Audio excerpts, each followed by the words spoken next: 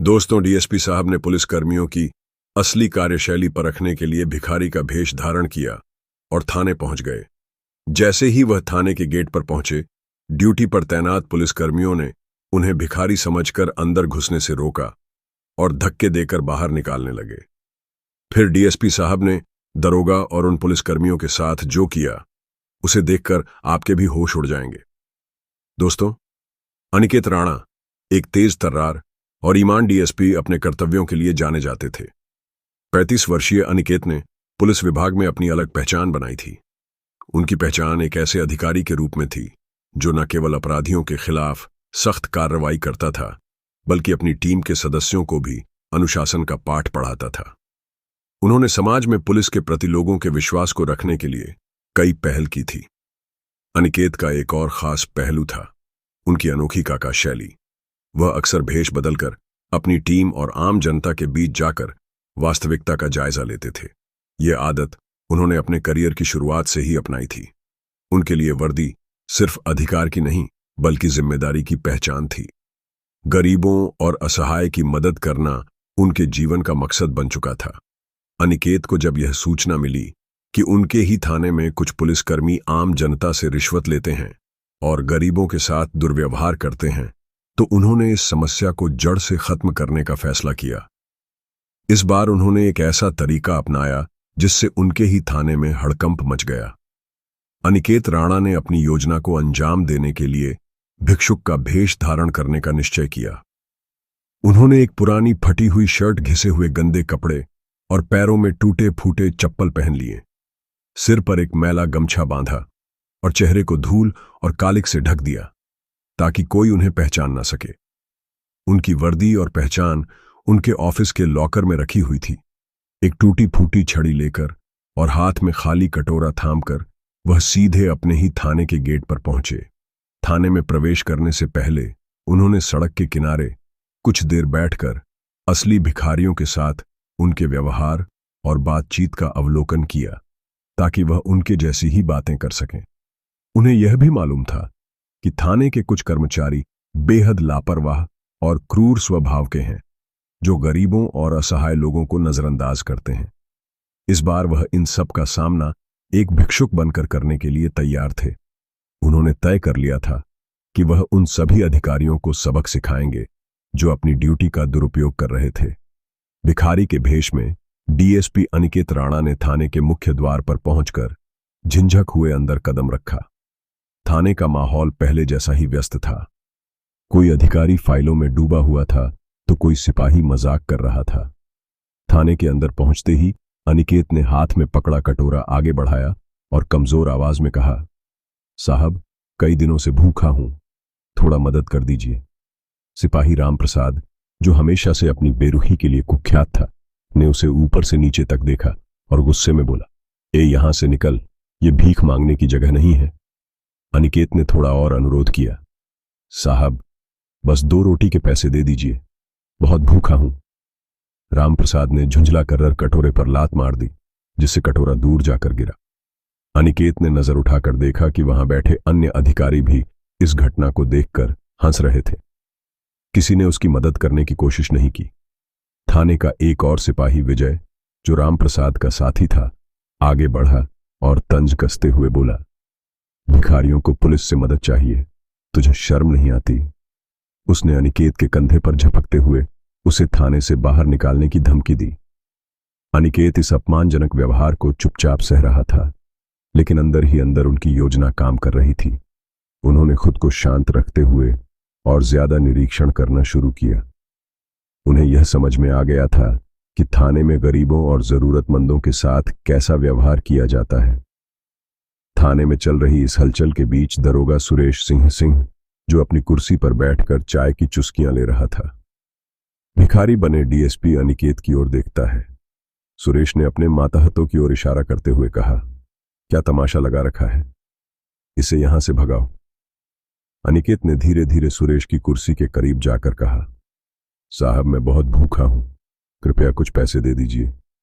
सुरेश को यह बात नागवार गुजरी। उसने अपनी चाय का कप मेज पर पटका और गुस्से में उठकर अनिकेत के पास पहुंचा। वह भिखारी बने अनिकेत की ओर देखते हुए व्यंग्यात्मक लहजे में बोला, अरे, अब तो भिखारी भी पुलिस थानों में आकर भीख मांग रहे हैं। क्या यह जगह भीख मांगने की है? सुरेश ने अपने जेब से कुछ सिक्के निकाले और उन्हें अनिकेत के कटोरे में फेंकते हुए कहा, ले, अब यहां से निकल। अगर दोबारा यहां दिखा तो हवालात में डाल दूंगा। अनिकेत चुपचाप खड़ा रहा, लेकिन उसका ध्यान सुरेश और उसके साथियों के व्यवहार पर था। सुरेश ने अपने सिपाहियों की ओर हंसते हुए कहा, यह आजकल के भिखारी भी नाटकबाज हो गए हैं। इनकी हालत देखकर भी लग रहा है कि यह असली नहीं है। यह सुनकर अनिकेत ने सिर झुका लिया ताकि अपनी पहचान छिपाए रख सके, लेकिन भीतर ही भीतर वह इन सब की असलियत उजागर करने के लिए और ज्यादा दृढ़ हो गया। इस पूरे घटनाक्रम के दौरान थाने के किसी भी पुलिसकर्मी ने उसकी मदद करने या उसके हालात को समझने की कोशिश नहीं की। दरोगा और सिपाहियों की यह बेरुखी और तिरस्कारपूर्ण व्यवहार डीएसपी अनिकेत के लिए बेहद चौंकाने वाला था। उसने तय कर लिया था कि अब समय आ गया है जब वह अपनी पहचान उजागर करेगा और इन सबको उनके व्यवहार का आईना दिखाएगा। कुछ पल तक चुप रहने के बाद अनिकेत ने अपना चेहरा ऊपर किया और उसकी आंखों में एक ठानी हुई नजर थी। उसने धीरे धीरे अपनी पूरी कहानी की शुरुआत की। वह जानता था कि अगर उसे कुछ करना है तो उसे पूरी ताकत और सही तरीके से करना होगा। अपनी आंतरिक ताकत को महसूस करते हुए उसने कहा, आपको लगता है कि मैं सिर्फ एक भिखारी हूं, लेकिन असल में मैं इस जिले का डीएसपी हूं। सुरेश और बाकी पुलिसकर्मियों को यह सुनकर एक पल के लिए विश्वास ही नहीं हुआ। सुरेश ने अनिकेत की ओर हैरान होकर देखा और फिर हंसी उड़ा दी। क्या तुम मजाक कर रहे हो? तुम एक भिखारी हो और डीएसपी बनने की बात कर रहे हो। तुम कौन हो? सुरेश ने अनिकेत की ओर ताना मारा। उसने यह सोचकर कि यह किसी प्रकार का मजाक है, अनिकेत को हल्के में लिया था। लेकिन अनिकेत ने बिना किसी हिचकिचाहट के अपनी पहचान साबित करने के लिए अपनी जेब से अपना आईडी कार्ड निकाला और सुरेश के सामने रख दिया। कार्ड पर लिखा था, अनिकेत वर्मा, पुलिस अधीक्षक, जिला हरिद्वार। अब सुरेश के चेहरे पर सन्नाटा छा गया। वह जरा भी हिल नहीं सका। वह अपनी आंखों पर विश्वास नहीं कर पा रहा था। सभी पुलिसकर्मी जो अब तक इस घटनाक्रम को मजाक समझ रहे थे, अब पूरी तरह से चुप हो गए थे। सुरेश की पूरी बॉडी में कांपन आ गया और उसे समझ में आने लगा कि उसने किसके साथ ऐसा व्यवहार किया था। अनिकेत की शांत लेकिन दृढ़ नजरें सुरेश और अन्य पुलिसकर्मियों के दिल में गहरी हलचल मचा चुकी थी। सुरेश ने खुद को संभालते हुए कहा, मुझे खेद है सर, मुझे नहीं पता था कि आप हमारे ही अधिकारी हैं। लेकिन अनिकेत ने बिना किसी प्रतिक्रिया के सिर हिलाया और कहा, अगर आप पुलिस हैं तो लोगों का सम्मान करना भी हमारी जिम्मेदारी है, न कि उनका अपमान।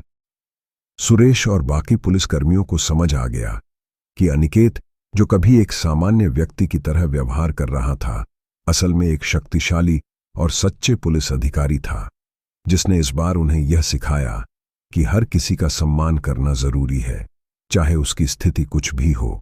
अनिकेत के शब्दों ने सुरेश और बाकी पुलिसकर्मियों के मन में एक ठानी हुई सोच पैदा की थी। वह सभी अब समझ गए थे कि इस अधिकारी ने भिखारी का भेष धारण करने के पीछे एक बड़ी वजह छिपाई थी। सुरेश को अपनी गलती का एहसास हुआ, लेकिन इसका आभास उसे तब हुआ जब अनिकेत ने कड़ा कदम उठाया। सुरेश, तुमने जो किया वह बिल्कुल गलत था, अनिकेत ने गंभीर आवाज में कहा। फिर उसने थाने में बैठे पुलिसकर्मियों की ओर देखा और सबकी ओर इशारा करते हुए बोला, यह पुलिस का काम नहीं है कि वह किसी की गरीबी, उसकी हालत या उसके रूप को देखकर उसे तुच्छ समझे। हम कानून के रखवाले हैं, हमें सबका सम्मान करना चाहिए, चाहे वह कोई भी हो। सुरेश ने सिर झुका लिया और उसकी आंखों में पश्चाताप था। उसने जल्दी से अनिकेत से माफी मांगी। सर, मैं समझ गया, मैं भविष्य में ऐसा कभी नहीं करूंगा। अनिकेत ने उसे घूरते हुए कहा, यह सिर्फ तुम्हारी गलती नहीं है, यह हम सभी की जिम्मेदारी है कि हम दूसरों को इंसानियत और सम्मान की नजर से देखें, भले ही उनका जीवन कैसा भी हो। और तुम्हें यह याद रखना चाहिए कि जो भी हमारे साथ है वह कहीं ना कहीं हमारी मदद का हकदार है। उसके बाद अनिकेत ने सख्ती से कहा कि सुरेश को किसी भी तरह का दंड नहीं दिया जाएगा, लेकिन इस घटना को वह कभी नहीं भूले। यह भी आदेश दिया कि इस घटना को सबक के रूप में लिया जाए और सभी पुलिसकर्मियों को यह समझाया जाए कि किसी भी व्यक्ति के प्रति भेदभाव नहीं होना चाहिए। अनिकेत के शब्दों ने थाने में एक गहरी खामोशी को जन्म दिया और हर कोई सोचने पर मजबूर हो गया कि आज इस पुलिस अधिकारी ने न केवल एक भिखारी का सम्मान किया, बल्कि उन्हें यह भी समझाया कि असली ताकत दूसरों का सम्मान करने में है। उसके बाद अनिकेत ने सबको एक आखिरी संदेश दिया। हम पुलिस हैं। हमारा उद्देश्य है कि हम समाज में सुधार लाएं, न कि डर और असमानता फैलाएं। यह हमारी जिम्मेदारी है कि हम हर व्यक्ति को इंसानियत की नजर से देखें। सुरेश और बाकी पुलिसकर्मियों ने अनिकेत के शब्दों को दिल से स्वीकार किया और उस दिन से यह थाने में एक नई दिशा की शुरुआत हुई। कुछ दिन बाद अनिकेत ने एक और अहम निर्णय लिया। उसने सुरेश को एक नया अवसर दिया और उसे एक महत्वपूर्ण कार्य सौंपा।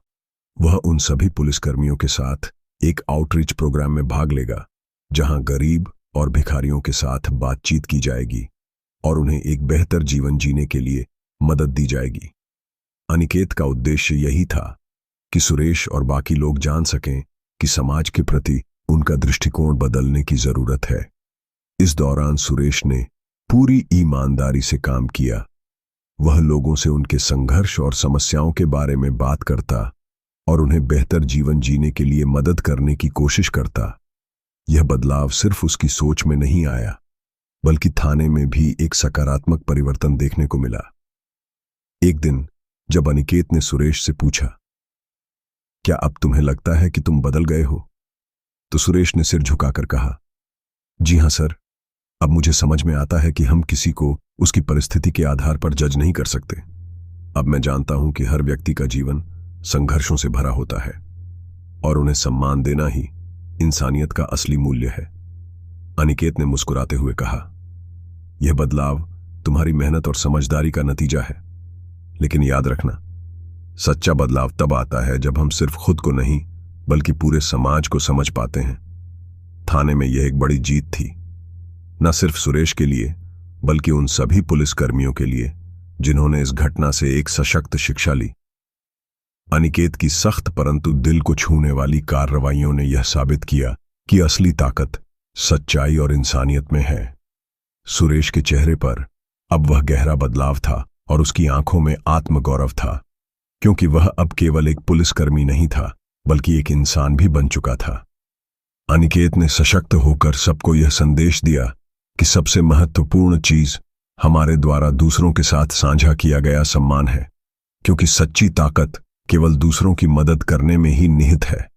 और तभी अनिकेत ने सच्चाई से कहा, हम किसी को कमजोर नहीं समझ सकते, क्योंकि हर किसी में एक कहानी छिपी होती है और हमारी जिम्मेदारी है कि हम उनका साथ दें। यह वाक्य सिर्फ पुलिसकर्मियों के लिए नहीं बल्कि हर उस इंसान के लिए एक जीवन भर की शिक्षा बन गई जो कभी दूसरों को उनके हालात के आधार पर आंकता है। तो दोस्तों, आपको यह कहानी कैसी लगी? आपकी कि जो भी राय है कमेंट बॉक्स में लिख सकते हो, लोगों के साथ शेयर कर सकते हो। वीडियो अगर अच्छी लगी हो तो वीडियो को लाइक और चैनल को सब्सक्राइब जरूर करें, ताकि हमें थोड़ा सा हौसला मिले। आप लोगों के लिए ऐसे ही अच्छे अच्छे वीडियो बनाने के लिए इन कहानियों को सुनाने का उद्देश्य किसी को परेशान करना बिल्कुल भी नहीं।